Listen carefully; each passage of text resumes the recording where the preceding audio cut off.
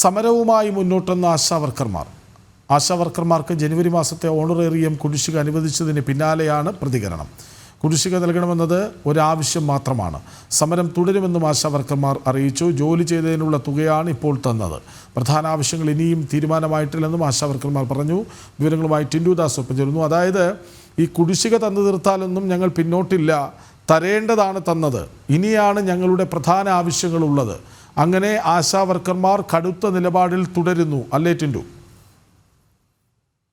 അത്തരത്തിൽ തന്നെയാണ് നിലപാടുമായി മുന്നോട്ട് പോകാൻ തന്നെയാണ് ആശാ വർക്കർമാരുടെ തീരുമാനം. കാരണം ഈ 3 മാസത്തെ ഓണറേറിയം എന്ന് പറയുന്നത് അത് ഈ പറയുന്ന ആവശ്യങ്ങളിൽ ഒന്ന് മാത്രമായിരുന്നു.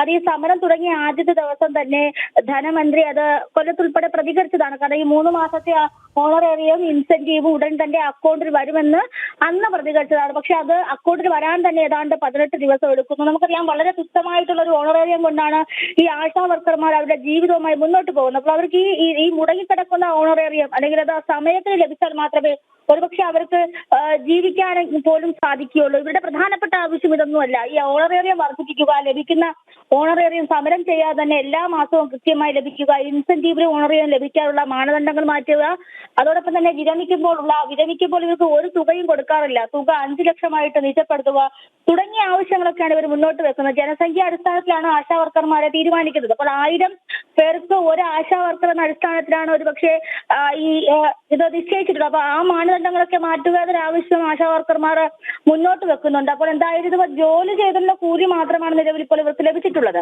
അല്ലാതെ ഈ സമരം ചെയ്തുകൊണ്ട് ഇവർക്ക് പറഞ്ഞിട്ടുള്ള ആവശ്യം അല്ലെങ്കിൽ പ്രധാന ആവശ്യമല്ല അംഗീകരിച്ചിട്ടുള്ളത്. അതും 18 ദിവസം മുമ്പ് പറഞ്ഞ കാര്യമാണ് ഇന്ന് അക്കൗണ്ടുകളിൽ വന്നിട്ടുള്ളത്. അത് ജോലി ചെയ്തുള്ള കൂലി മാത്രമായിട്ട് കരുതുന്നു. ഇനിയുള്ള ദിവസങ്ങളിൽ ഈ ആവശ്യങ്ങളുമായിട്ട്, അതായത് ഈ ഓണറേറിയം വർദ്ധിപ്പിക്കുന്നതും അതോടൊപ്പം തന്നെ ഈ 5 ലക്ഷം രൂപ നിജപ്പെടുത്തുന്നതൊക്കെ ആയിട്ടുള്ള ആവശ്യങ്ങളുമായിട്ട് മുന്നോട്ട് പോകുമെന്ന് തന്നെയാണ് ഇവർ അറിയിച്ചിട്ടുള്ളത്. എന്തായാലും സമരത്തിൽ നിന്നും പിന്മാറില്ല എന്നൊരു തീരുമാനത്തിൽ തന്നെയാണ് ആശാ വർക്കർമാരുള്ളത്. വിവിധ സംഘടനകൾ ആ സമരത്തിന് ഐക്യദാർഢ്യം പ്രഖ്യാപിച്ചുകൊണ്ട് സമരവേദിയിലേക്ക് എത്തുന്നുമുണ്ട്.